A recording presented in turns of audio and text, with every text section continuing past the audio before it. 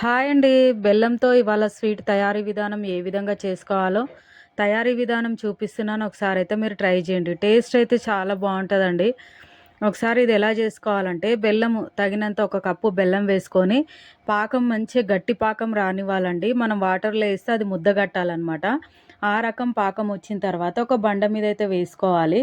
ఇంకొక కడాయి పెట్టుకోవాలి. అందులో కొద్దిగా శనగపిండి ఇంకా మొక్కజొన్న పిండి ఉంటది గదా! అవి కొద్దిగా నెయ్యేసుకొని వేయించుకోవాలనమాట. ఇదంతా పాకం ఒక దగ్గర అనుకోని, ఆ పిండి ఏసుకొని బాగా కలుపుకోవాలండి మంచిగా.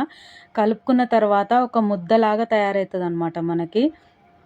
ఆ ముద్దని కొంచెం మన బిల్లలు సైజు కొద్దిగా తీసుకొని మనము ఒక సైజులాగా రౌండ్‌గా కట్ జేసుకొని, అది ఒత్తుకొని ప్రెస్ జేసుకొని అందులో జీడిపప్పు, ఇంకా బాదం పప్పు పెట్టుకోవడమేనండి. సూపర్ టేస్ట్ అయితే ఉంటదండి. ఒకసారి నేను చూయించిన విధానంగా అయితే మీరు ట్రై చేయండి. ఓకేనా అండి? నా ఛానల్ ఫాలో అవుతూ